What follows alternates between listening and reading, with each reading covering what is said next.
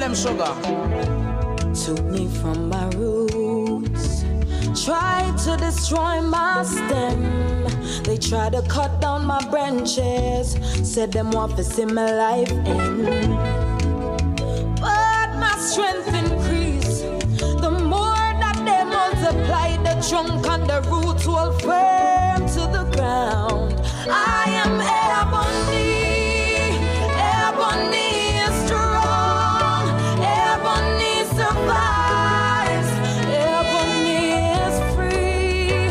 I am ebony, ebony is strong, ebony survives, ebony is free, free. From Kenya, Nigeria, Zimbabwe, Uganda, to the greater and the lesser Antilles. They took us from the motherland in shackles and chains to be slaves in the Caribbean. Whoa. We've been made new for a night. Rejoicing comes in the morning. Soon we'll be free. We are ebony. I am ebony.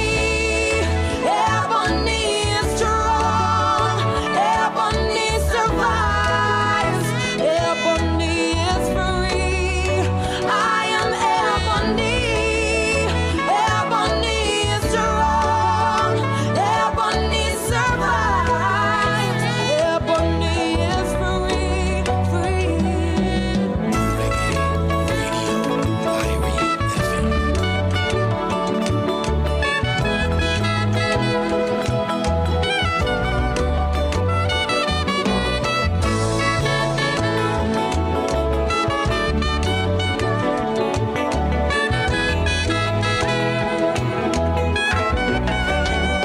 I am ebony, ebony is strong, ebony survives, ebony is free.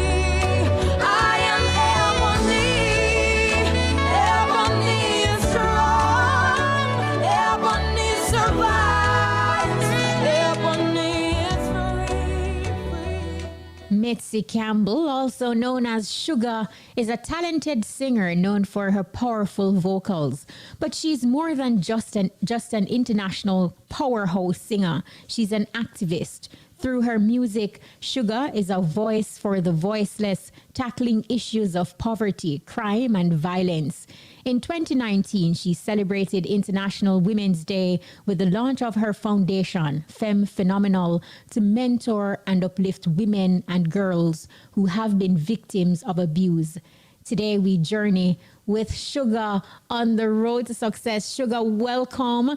Thank you so much for taking time out to join us. And for those of you who are watching right now, you will see SHUGA with her bouncing baby boy. Welcome, SHUGA, to you and the babe, both. Thank you. Thank you for having me, Kashima. You know, big up yourself, looking fabulous in red as usual. And we know how it is for moms, you know, it is what it is. And I truly appreciate that, you know, you're doing this interview regardless. Thank you. Yeah, man, respect.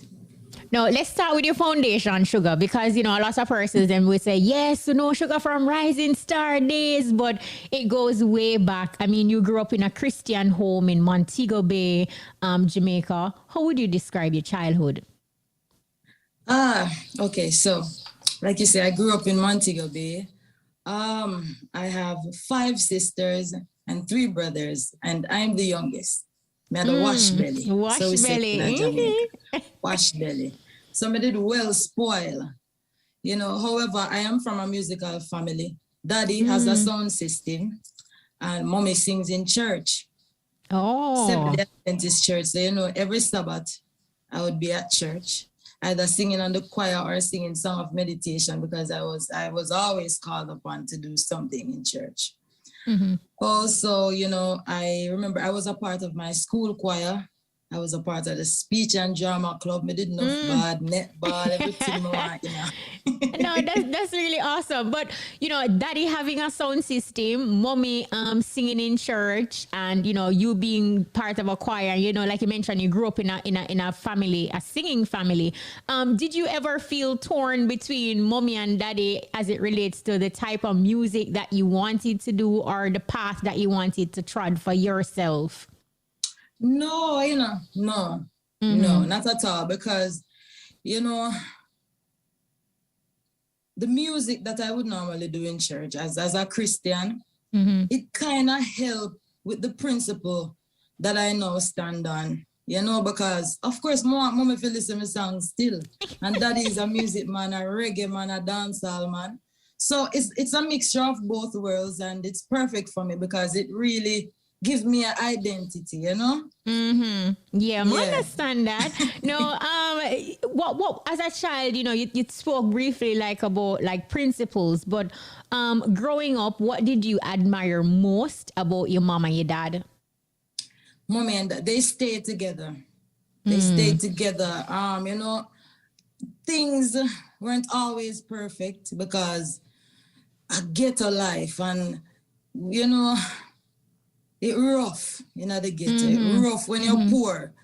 But I never knew I was poor until I became an adult, because they always made things easy for us. If a porridge we go to bed with the belly full, you understand? If we hear always comb, we always bathe and clean, you know, stuff like that. Daddy is always coming home with a bag. No matter how cheap or what kind of price him ball down when him go market, him always come home with a bag. So we know say no matter what time him come home, pot a go up on the stove, pot a go up on the wood fire, we are eat and we are go to bed clean and nice. I admire that. Awesome, Sugar. Now, by the time you were 14, I found out that, you know, you were performing, you know, you were singing, like you were singing at some hotels and stuff, just showcasing your talent and thing. But as a teenager, were you able to balance music, school, and your studies? Because I'm sure it must have been exciting. Okay, so at age 14, my sister's husband is a musician. He played the keyboard. And so I remember one evening he was going to a rehearsal, and I saw him at the bus park, and I went with him, you know, just out of curiosity, because I wanted to see what it was like, you know, in his rehearsals. And I took a mic and I started to sing.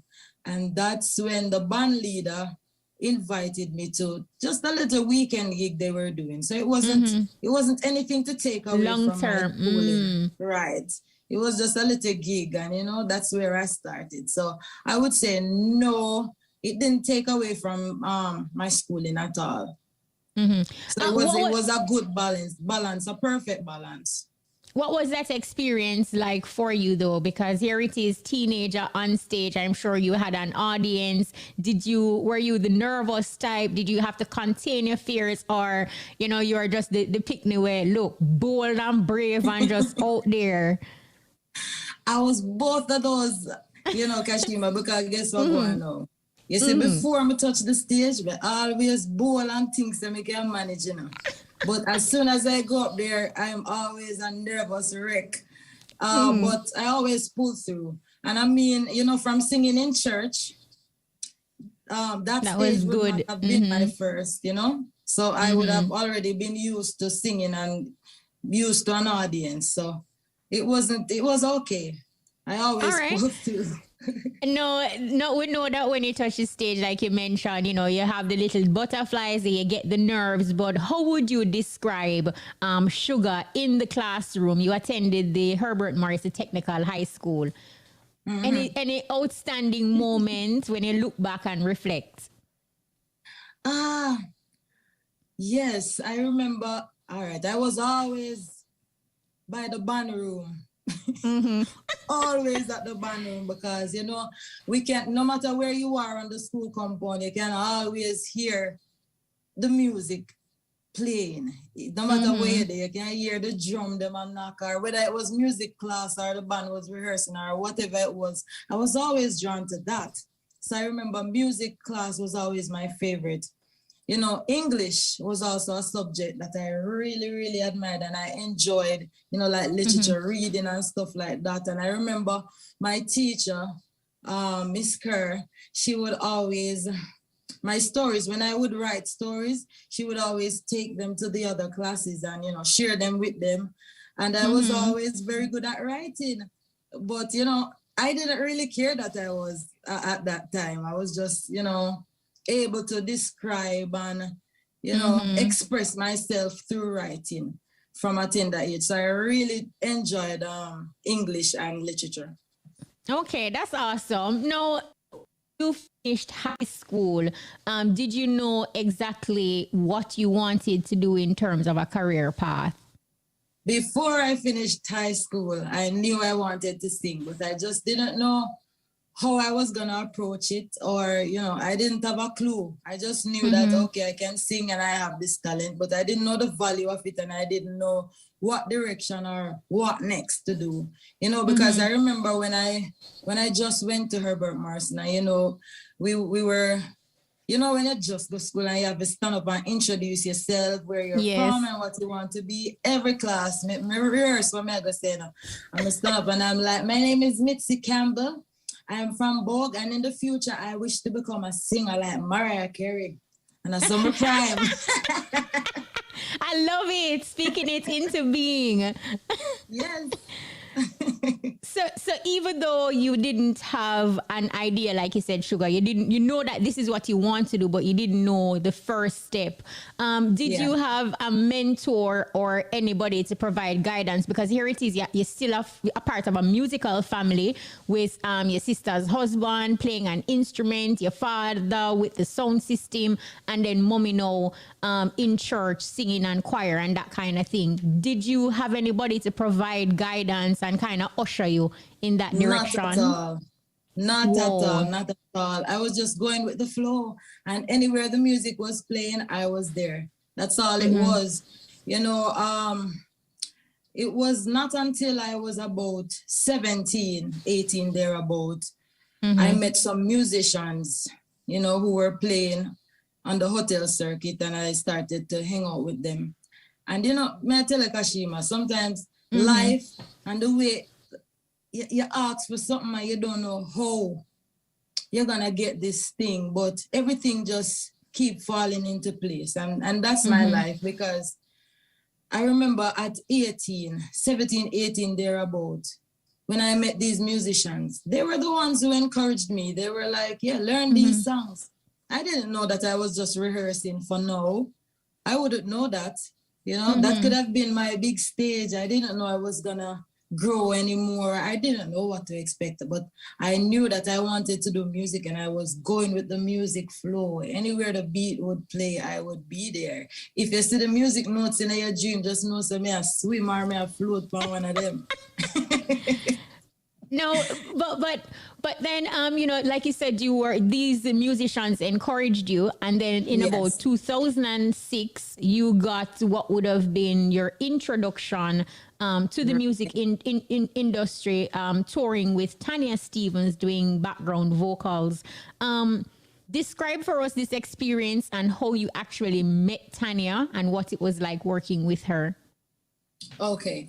So those musicians of which I spoke, I remember Taddy P. Taddy P works with Tanya Stephens. And I was Taddy P and Goofy. They play on her band. And I was friends with this other girl who attended Montego Bay High School, Chrissy. And she's friends with Taddy P because she started recording songs already from high school. And so Taddy P told her that Tanya was going on tour and he was looking for background singers. And so from the link up with Chrissy, she told me, and we both sat down, we learned all Tanya's songs and we rehearsed them together, all the parts, every single song. And we went to the audition, and it was like a rehearsal because we just go on and it sounded good. And she liked it. And so we were on our way, you know. Wow. And I mean, you see, before that, I didn't even have a passport. Mm-hmm. It was music that encouraged me to go get your passport because I got to travel now. So when I was told that, okay, we're going to Martinique next week or 2 weeks from now, we just hurry up and get an emergency passport. And then 2 weeks after that, I was in Martinique like a real tourist just looking around. I'm like, whoa, I mean this. Yeah. So Sugar, what did that? What was your? How old were you at that stage, and what was the thinking in your mind? I mean, when this big thing is happening for you with Tanya and tour, and you know, your life just go from one place to a big jump. What did that mean for you? I was 18, and it meant that okay, I am on my way. You know, now I finally have some sort of sight, you know, on the goal, because I knew what I wanted to do, but me not have no path, me not know which path to travel, me not know which road to tread, because it's just a talent me know some I have, but I don't know how to accomplish this goal, you know. So meeting Tanya and singing with her meant okay, this is the start. But Yes. you know, like for a lot of persons, for them, you know, to get to that level, it's likely that they would become comfortable just being in the background and doing backing vocals. But during that period of your life, Sugar, did you see yourself wanting more, wanting to be at the front of the stage and being the star and visualizing yourself in that realm? Honestly, yes. That was my introduction to the stage. And when I went to Europe for the first time with Tanya, and I saw how, you know, she was singing and everybody was singing with her. And I'm talking about people who, when you try to communicate with them, they don't really understand what you're saying. But they knew every single line from her songs. I was blown away. I really was. And I was like, yo, I'm a bad man, ambition me have. This is what I want for myself. Yes. And Tanya is my inspiration. You understand the good work she's putting in, you know? And yeah, definitely.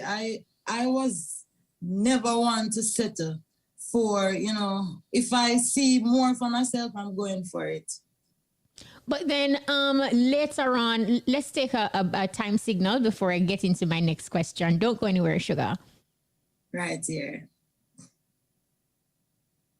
Precious moments we share with you, everything's so right. Malta, you're full of life. The time by Malta is... It is now 12:45.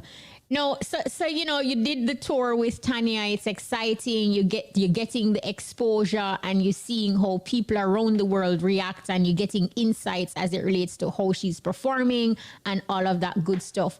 But it was in 2009 that you know entered the Digicel Rising Stars competition. Take us back to this significant moment, and how did you get into entering the competition? What propelled you to do that? Again, the musicians, great musicians of Jamaica, you know, they are everywhere, playing in hotels, playing on big stages for artists. They are everywhere because the country full of so much talent. And I was singing at Coral Cliff at the time. And, you know, working with Zaina Birch. And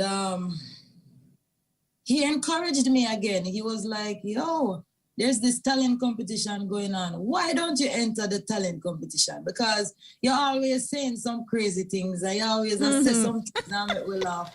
You know, if you put them something there in music, people are going to love it because it's just nice. You have to do it, man. And so I took his advice and I went to the audition. I'm going to tell you, Kashima, when I did, one piece of rain fall. One piece of rain start falling, and I said, look here, no man, the way I'm nervous, me turn back, me say, I'm not go through with this. And as soon as I walked out of the place, it was Wexford, as soon as I walked away from the venue, I bumped into Zaina, the same person who was encouraging me to go and do it. And him say, you do your audition already? And I say, no. And him say, so where you go? Come on.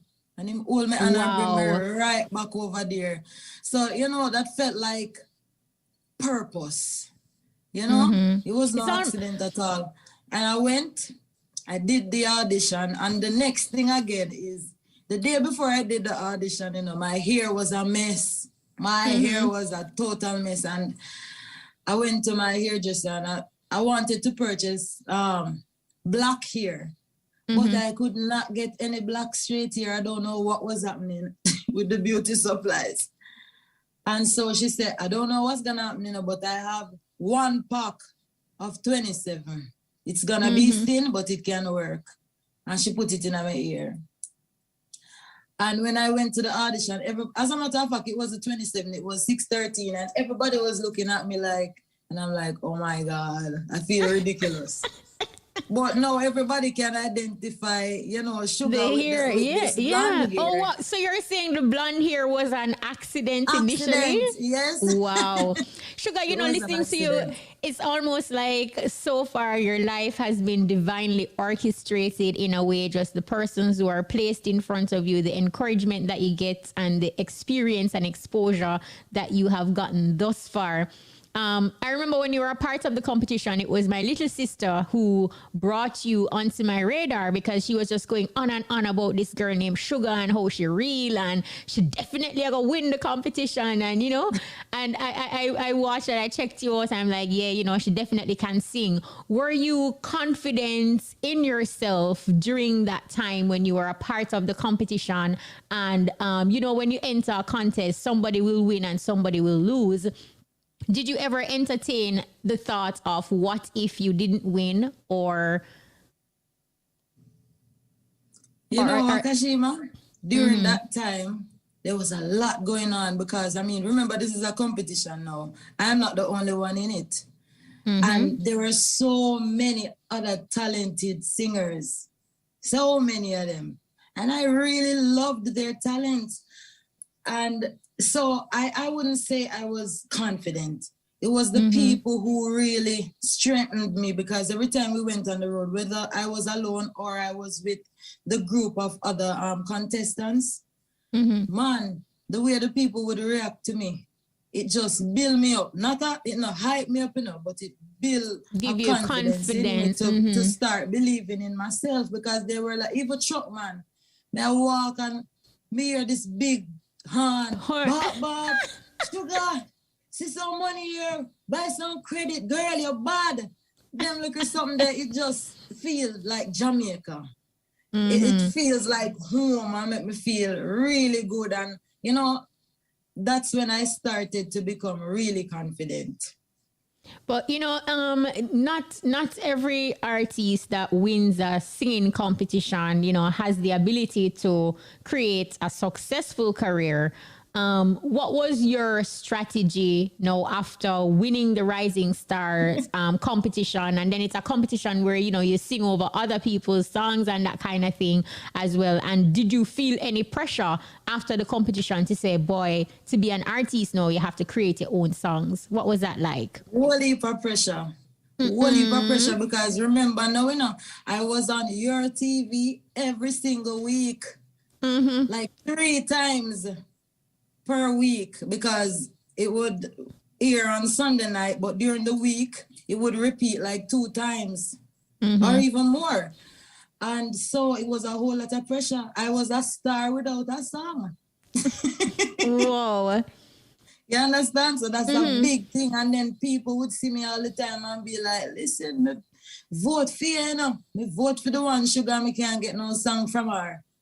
Nothing she not do with the vote. So it was a lot of pressure, girl, I tell you. Wow. But, you know, what kept me going was the love for music. The fact that I truly, truly loved music.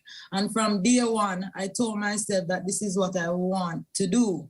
You understand? So there was no turning back. And even though, you know, in my life and since I've been doing music, I have a whole heap of lows.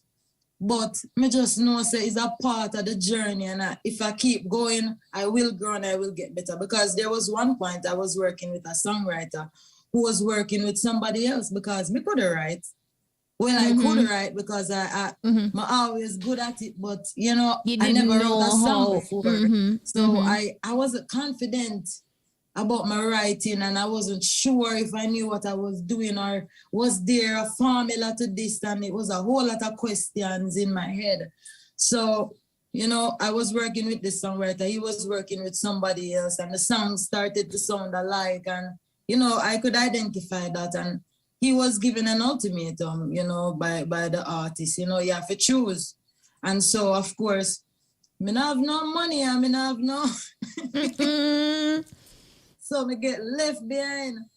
And you know what I did? And it was okay for me because as somebody who I love, you know, as somebody that I truly love, and I wanted him to be making money because him did a struggle, and that struggle too, you know? And so it was better for him to go the other way, you know? And I was happy with that, knowing that, okay, at least him can put on a pot.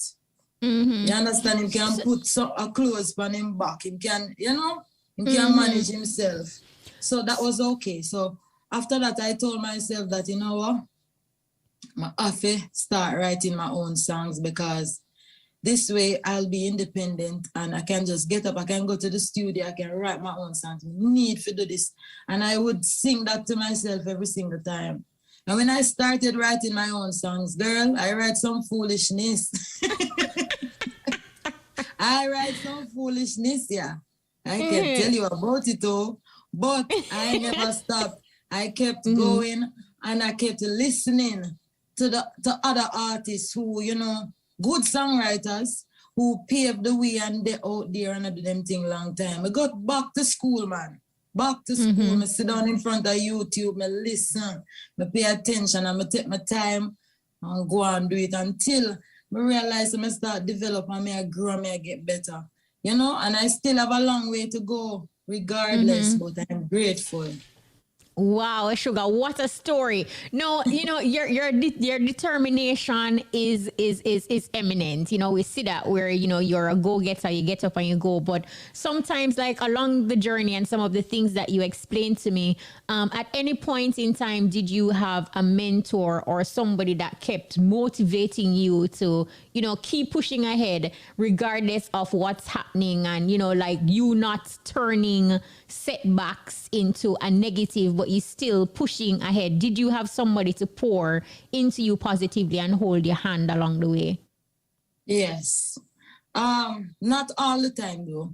Not all the time, but I mean, Zena, that same musician from Coral Cliff, every now and then he would send me a message because by now I wouldn't be working at Coral Cliff anymore. So he would message me via Facebook or send me a text message like, girl, you're strong, black woman, keep going. And just those little things, it would bring me back to the days when I used to work with him and just the realness. And I knew he was keeping it really real.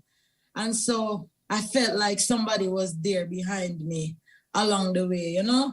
Because I must tell you that I had more naysayers than well-wishers. Wow. That I knew of. You know, that were in my personal space and could come to me and say, my have a friend would tell me already, say, listen, my girl, go and go look at work. You know, she say, music now, go do nothing for you, go and go look at 9 to 5. People message me on something, they say, like, I put out an article with the Star, and under the comment section, I see somebody say, go and go up my orange cat and love music.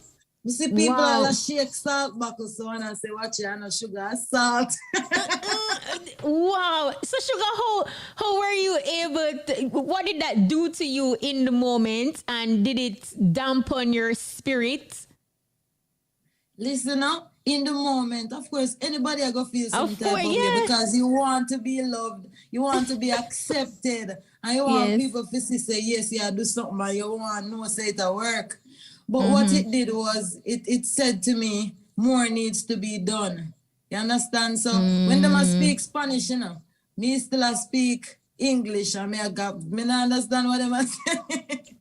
You understand? Me just go on for my trad same way because my life is a purpose, you know.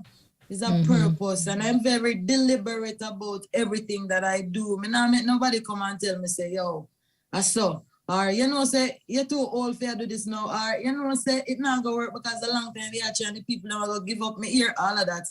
People are going to give up on you because them try with you. And you know, you think that, look how them want to come just start and pass you. Whole heap of things for hurt your feelings. Time, and it's not just me, a lot of other people face these same things, and I just want to say to these people, keep going, don't pay attention to that. Obstacles are things you see when you take your eyes off the prize, but you see, as long as you focus on the right thing, keep going, and you're not hear nothing where I go on this, so no look left, no look right, just look straight ahead. Wow, what a gem, SHUGA. Look, we have so much more to talk to SHUGA about. If you're just joining us, it is Road to Success, the journey. We're journeying right now with SHUGA. But SHUGA, we're going to take a quick break for cash pots. So to our listeners, listen up. Your top draw dollars, pick 2, pick 3, pick 4, hot pick, and cash pot. Lunchtime draws up next. When me use Island Fresh with aloe vera, it make me skin feel so much smoother. So if you want to feel better and smell fresher, use Island Fresh with aloe vera. Manufactured by Island Products, 934-0666. The time is... It is now 12:59. We're standing by, so listen up. Your top draw dollars, pick 2, pick 3, pick 4, hot pick, and cash pot lunchtime draws up next. If you're just joining us, it is all about Road to Success, the journey. And today we're journeying with none other than international singer, founder of Phenomenal. And of course, she's an activist. We're talking about none other than SHUGA.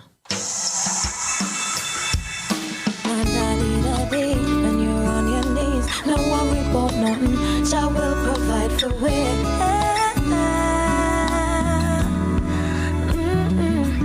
From the rising of the sun that start the day, Jah alone a guide the way. So we have to give thanks from day to day. Till Eden, them can't conquer way. Them can't define with destiny.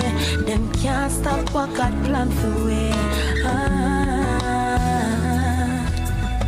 Wake up another day, another struggle. Hungry, I tell me say a pot of a bubble. The gas done, all of a sudden. Can't even get a thing for borrow from my cousin. Then when problem come down one time, when me can't even find a time.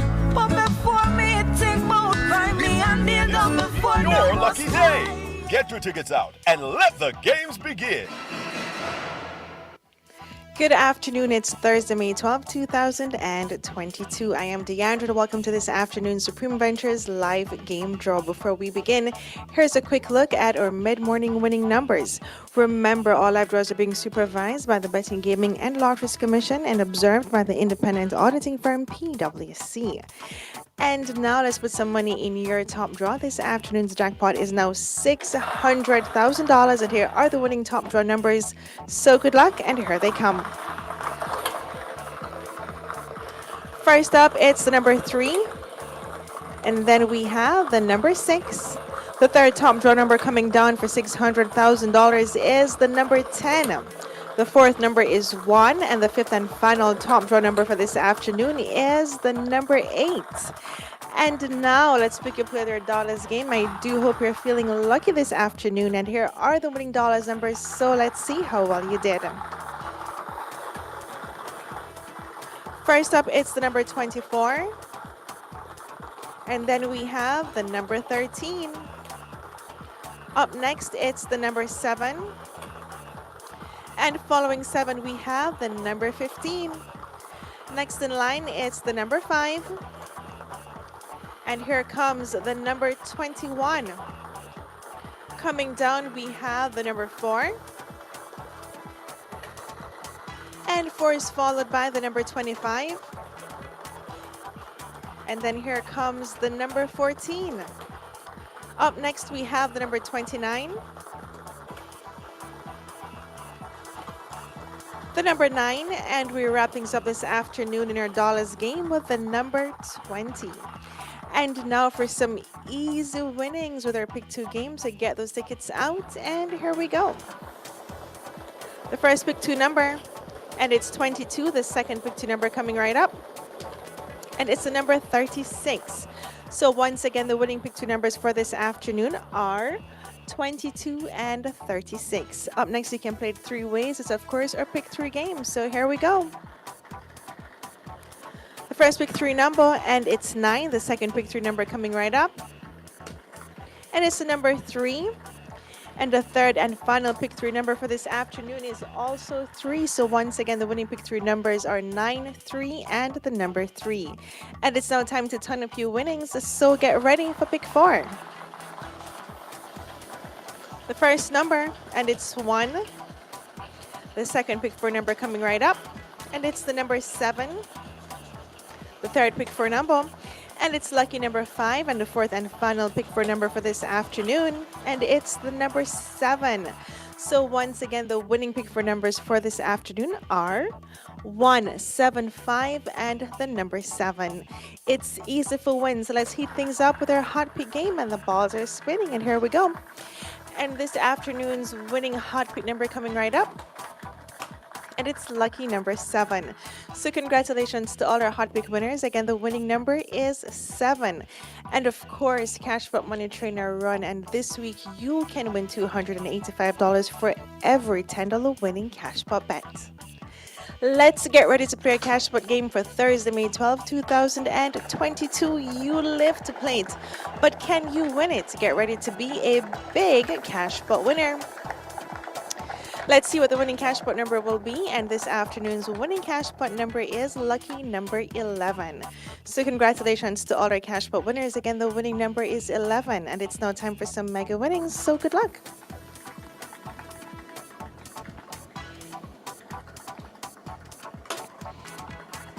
And let's see what color ball is going to be selected, and here it comes, and a white ball has been selected.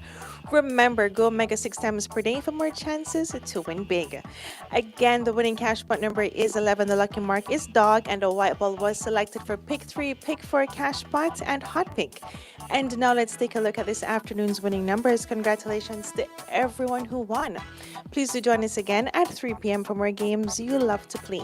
I'm Deandra. Have a supreme afternoon. Hope you were a big winner. Play your favorite Supreme Ventures games every day and tune in for our live draw 6 times a day at 8:30 a.m., 10:30 a.m., 1 p.m., 3 p.m., 5 p.m., and 8:25 p.m. on this station. Supreme Ventures, making winners every day.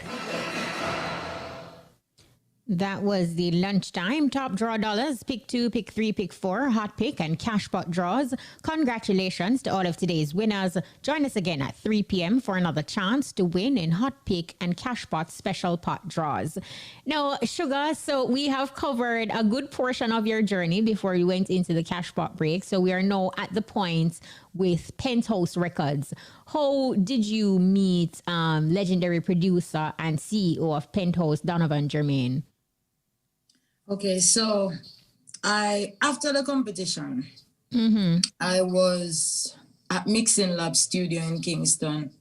And, just basically studio hopping because, like I said, no, I don't know what I'm going to do after the competition because it's a whole new ball game now, Now I have to start writing my songs. I have to figure things out. So, Lucky D was also at the studio. He was recording on a rhythm from Penthouse. And when I heard that rhythm, which was OMG rhythm, I was like, yo, that rhythm is just pretty and sexy and just full of feelings. It's nice, bad. And so I said, no, man, I offer the rhythm here. And Shady, the engineer at the time, said, a Penthouse rhythm. So I said, how may I go meet this man now? How may I go find Penthouse? What may I go do? Those were the thoughts that, flowed through my head. And I was like, yo, Tanya Stephens. So I just call up my good friend. I said, Tanya, say Penthouse have one rhythm. Boy, I tell you rhythm nice. I love it for go on it. But I don't know the man. I don't know him. I don't know the man. Same way I say, I don't know him. And she said, okay, I'm going to make a call and link you back. And she called Jermaine, talked to him, and then she said, all right, send me the address and send me to go on to the studio. That's time she they way down at one place named St. Mary. And me there at Kingston. And she just worked it out. And I, before I went to the studio though, I prepared myself, We wrote a song and then I went to the studio. I go with my background singer. Come and say, I want to make an impression. So I prepare myself before I go. And when I went there, D Major was in the booth and Jermaine say, come Major, make SHUGA go do our thing because you're there here all the while. So just make me hear what she say and then you can get back to your thing. And Major come out. I went in the recording booth now and rhythm start playing and I just start sing my thing. No reaction at all I get from Jermaine and I'm ashamed. Come here, say after me there, me go so hard, me carry all my background singer, I will complete the song and it sound nice to me. He not even turn to me and say, good job, nice song, nothing. But what he did though was he gave me another rhythm. He gave me a CD with another rhythm and he said, work on that and come back. So at this point, I'm thinking, okay, so is it that the song is good? Is it that me need to approach it a different way? What me need to do? What me not do? Because me not get nothing from him. You understand?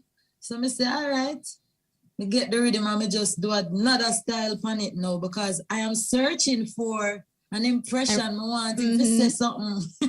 So me just dig pair hole, me just try pair things.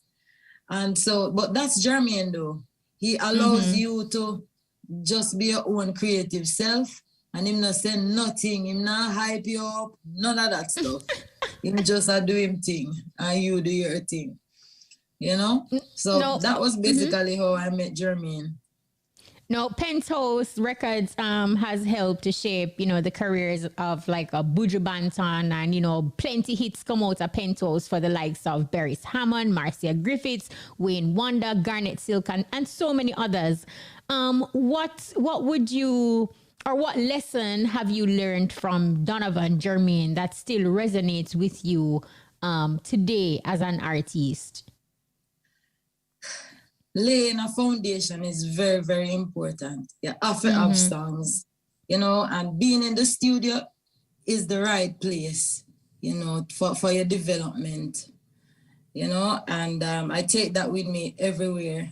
I'm always writing songs right now, even if I have a project going, I'm still writing. I never stop writing songs and, relatable songs that people can immediately relate to. So Donovan Jermaine, big up yourself for the advice there. And, it's interesting that you say you're always writing and you always choose to write songs that are relatable because, through your music, you continue to put the focus on women empowerment.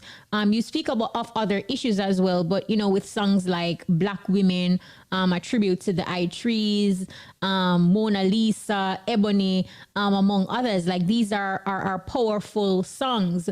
Are these songs also a representation of some of your personal struggles, SHUGA?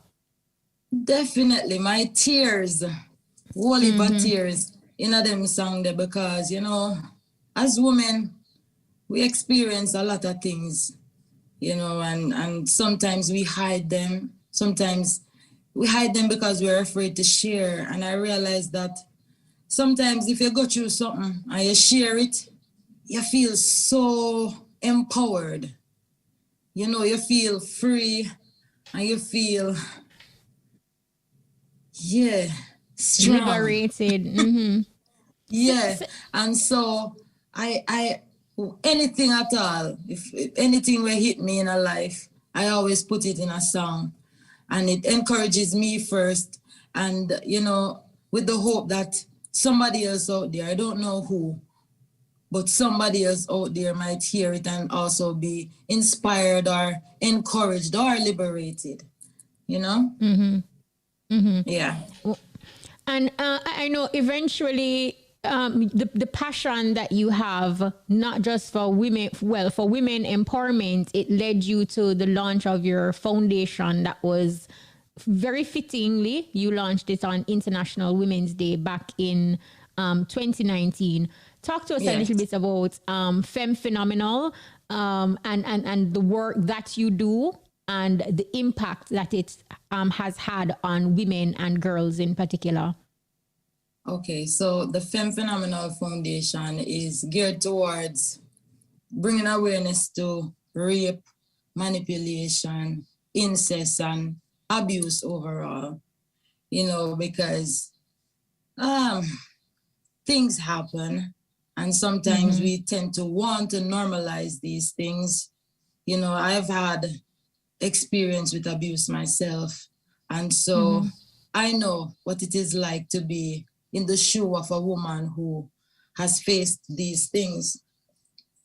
And so I felt like it would be cool if we could, just start a foundation to start a conversation about these things. There are so many people doing it, but we can't too much because trust me, these things are happening and a lot of things are not being reported and a lot is being normalized. And so we can't too much. If you feel like you want to start a foundation or if you even don't want to announce it, because to be honest, this movement, I don't talk about it because I want to be highlighted in any way.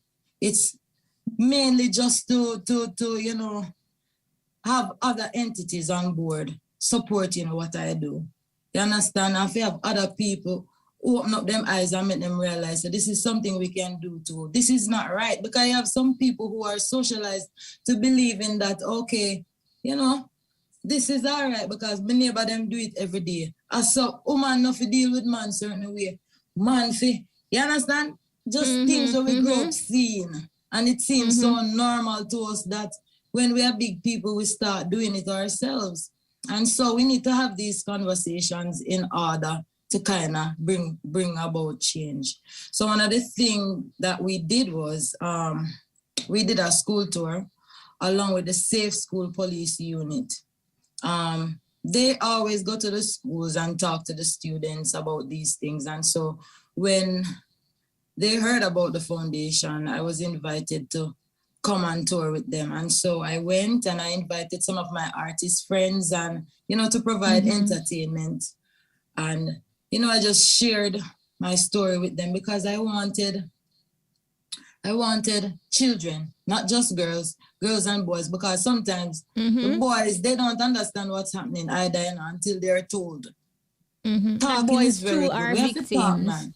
We have to chat and make people know, say, okay, you have somebody come and even hug you up and breathe in your neck and it feels uncomfortable, but how are they? Maybe they're just doing it out of innocence, They don't mean nothing they don't mean anything, but you are uncomfortable with it.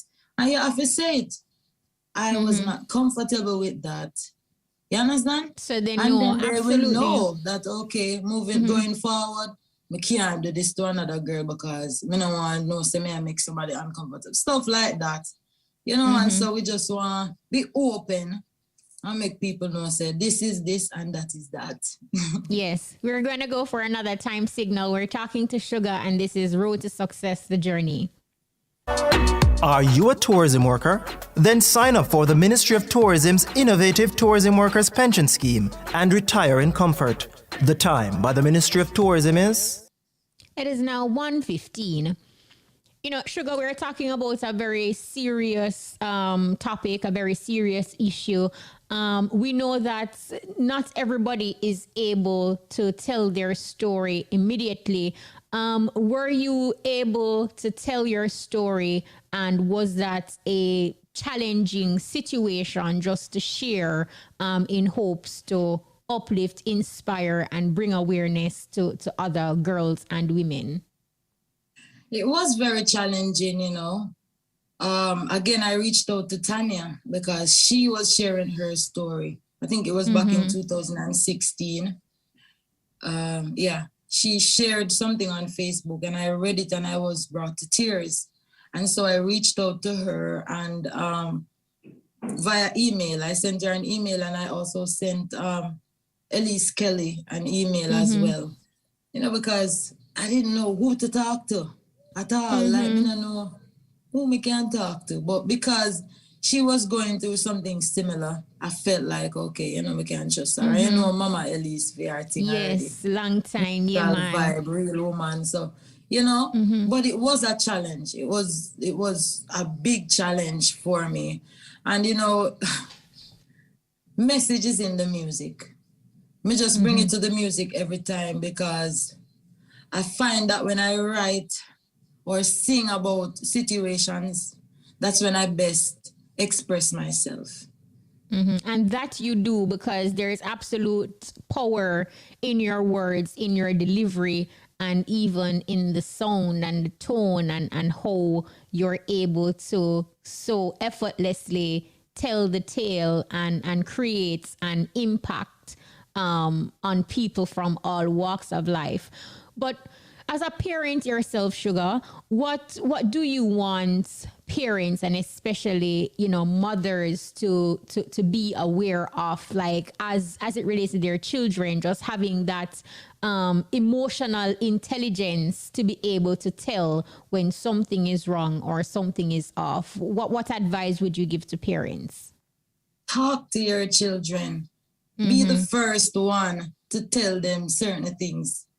You know, don't be afraid. Nothing is off limit when it comes on to sharing with your kids. I don't think anything should be, because you see, sometimes children go to school and they learn from their peers, and that's not the right place to learn, you know, something like, you know, certain things that parents have to teach them kids. No, absolutely. So we have to talk to the children, them, let them know. We not tell them no fairy tale story about no birds and no bees and give the body part them no nickname or none of them foolishness. We have to be plain and straight with the kids, because when they go out there, the argument them with them have, the conversations that they have with their friends, that's some big woman, that's some big people things. You understand? So we can't afraid to communicate with them. We have to talk to them. They're not fools, you know. They have brain just like we. I was a child. I can speak about that because, you know, when I was a child and I went to school, some things that my friends would teach me and would share with me, I'm like, okay, when I know them something here, sometimes I used to say, me too. Me too. Me know that too, me do that too. And not no go so, but because me want to fit in.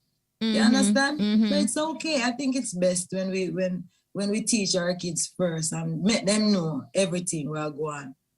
No, absolutely. Now, as we're on the note of children, SHUGA, you know, you just gave birth, you know, to a bouncing baby boy. You're working also on your album. You're putting out your songs, you're doing your videos, and, you know, you just have this determination. Nothing at all is stopping or preventing you. Talk to us a little bit about how you are able to create a balance, you know, motherhood and music. You know, I always say, people know SHUGA, but I am Mitzi to me at all times. You know, I am a mother, a sister, a daughter, a friend, and I still have to wash plate, iron clothes, wash my baby, them clothes, wash my clothes, do all of these lovely things. So it's not no celebrity lifestyle where I have one helper, babysitter and all of them, something there. I guess the lifestyle itself balances me. I wouldn't say I balance the life. The life balances me, and it makes me feel whole, and it makes me feel like Mitzi. Yeah, and that is what I don't ever want to lose, because sometimes, you know, when you get caught up in the moniker, the SHUGA, you can get so lost.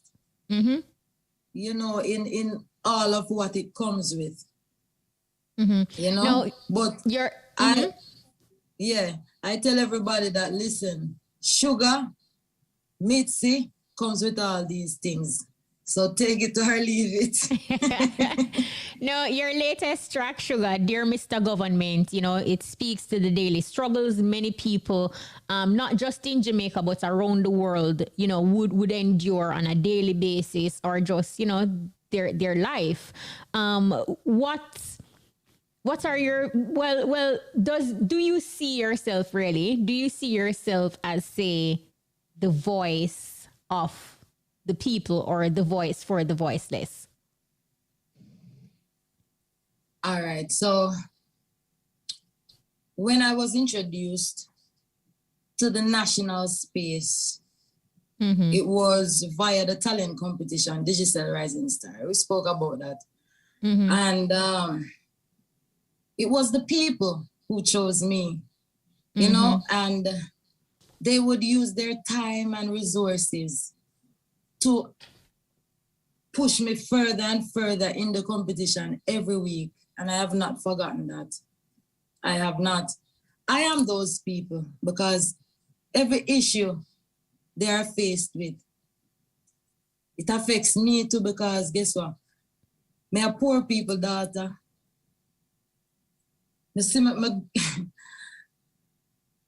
I've lived so many lives, trust me. My mother, the domestic work. My father struggle. We know struggles. Struggle to send kids go to school. To make sure, say, okay, my big sister, one away. Out of the lot, go to college. You know, stuff like that. All of that was a struggle. And it's not because they wanted to struggle. You know, because guess what? Me see my sisters are well-educated women and them still come and struggle. You understand? It's not like you choose that life. It's just how things are. And so, Dear Mr. Government came about from a conversation I had with a sister. Very educated sister. And no over-the-counter reasoning. I thought deep reasoning.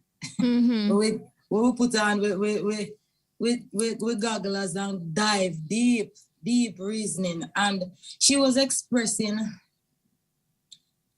you know, how just some things that affected her and some stuff she was going through. And I was listening to her and she said to me, yo, if them things a poor people problem now come knock on them door, they make a sad mistake.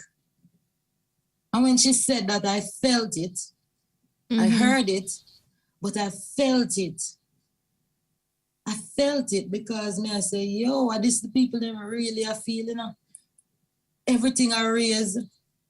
You know, when you look on minimum wage, it minimum, you know? Minimum, just like the word suggests. It can't do nothing. And cause, oh God, man. So it brought me to a place. And I said to her, I said, Kim, let me call you back. And I sat down and what she said kept playing in my head. If you think so the problem, poor people problem now come knock on them door, they make a sad mistake.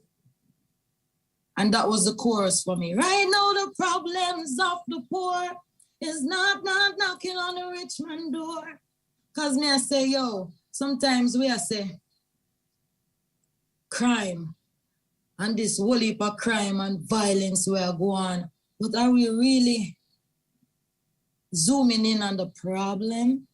We really need to zoom in on the problems. And when she said that, that's what it did. Me really just start think. You know, and that's how I wrote that song. And I mean, I consider myself the voice of the people because the only difference between me and the people are the platform that I am so fortunate to have. So you lend me a platform now to come talk. I'm talking on the people's behalf because I believe I owe it to them. After them put me in the position, they chose me. Like I said, remember, me this country girl from 7th grade, me I say, I want to be a singer. And me never know how it go happen. And the people, them give me a chance and say, Sugar. Them even cuss me to it and I say, look how long we vote for you and we not hear nothing. Go ahead. Gonna go look 95 and them cuss me, but guess what? I kept going. And now I'm Mm-hmm. representing their voices because guess what? I hear the cries and at the same cry me have and everything will affect them. It affect me same way because I am them. Mm-hmm. You understand? I'm a mother, I'm a sister, I'm an auntie, I'm a family. I don't know, I get a girl this, you know. So I know about the lifestyle, Kashima. I look by you, I tell you because I just saw it go. You understand? We know about capture and lifestyle because we live it. You understand? We come from a place in a movie named Borg where a train line run through the community. You understand? Everybody just have a shop because guess what? Them have ambition and them a try something in life. Big up Borg, big up New Ramble, my community.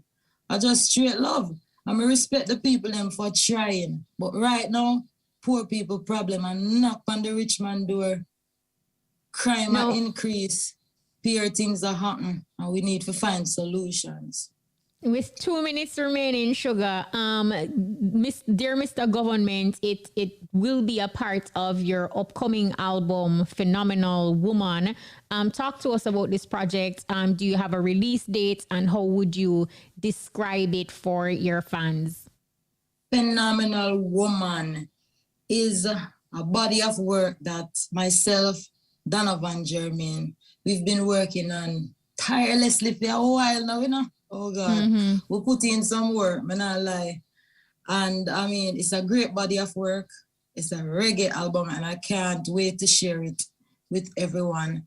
I mean, we're looking at releasing this album later this year.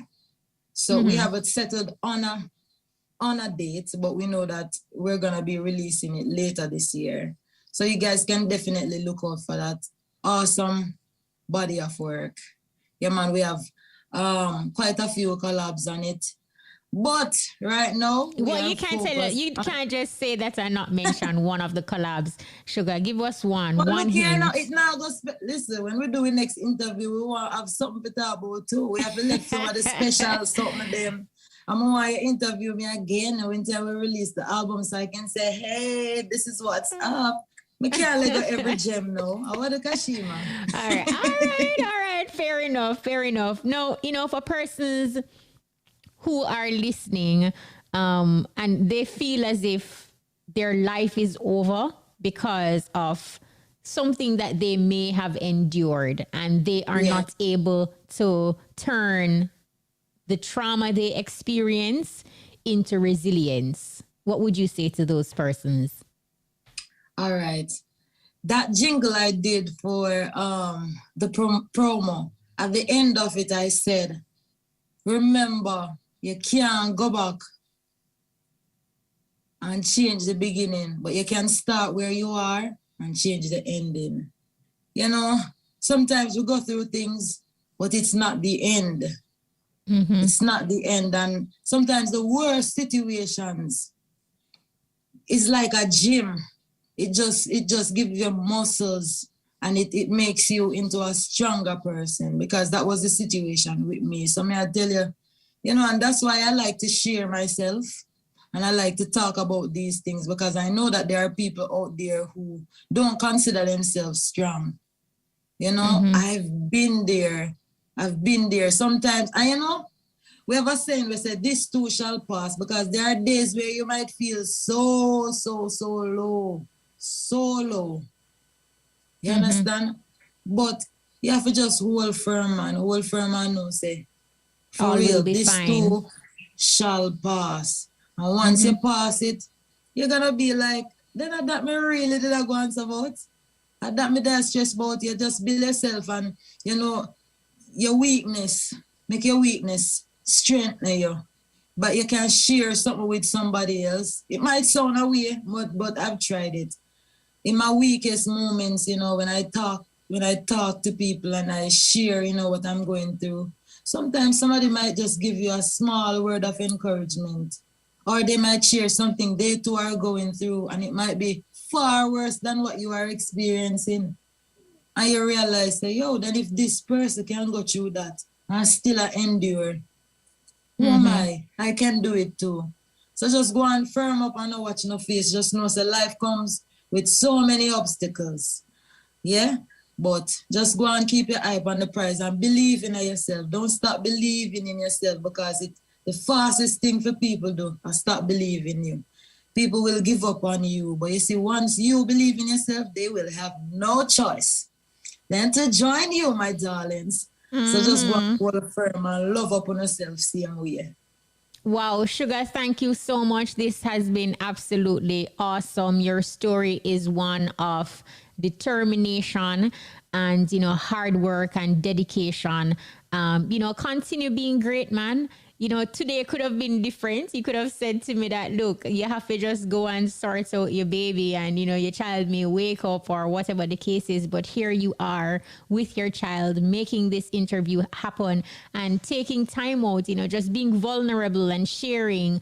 And I know already the text line is blowing up with just persons absolutely loving your story and feeling encouraged and motivated and inspired. Thanks again, Sugar. Thank you so much. And of course, please, let me big up the producer. Let me big up my team, Executioner, Dennis, Tiger, Ian, Ryan, Kashima. Say you're about my team right now, because you always send a little message. The man I say, Sugar, keep being yourself, keep being sweet. And I really appreciate it. Thank you so much. Big up the whole of Irie FM. I know say when I play my song, we hear it. My sister called me this morning and she was like, yo, I refuse stop playing the song. I pay them. I'm like, no, darling. When song good. But, yes, it's really awesome. Marta the Barber in Augustown says, Sugar are one of the best female artists ever to win Rising Stars. I used to tune in just to watch her perform. She is beauty and talent. Keep pressing, Sugar. You're a great talent. No bad mind elements bring you down. Sometimes we have to talk for those who can't talk. Yeah, you hear me, Mr. Man? Listen to the message, but don't shoot the messenger. Argument done. Hello, Mr. Government. This one says another inspirational interview. Brown Sugar really displayed persistency and consistency in her singing. Looking for more amazing things from her. Launch up yourself. And it's Sugar. Just Sugar now. Combination, minimum wage can't quench. This one says, good afternoon, Kishima. I room one locked in. Loving the interview with Sugar, and I am a lover of her music. Keep up the good work, Sugar. Right now the problems of the poor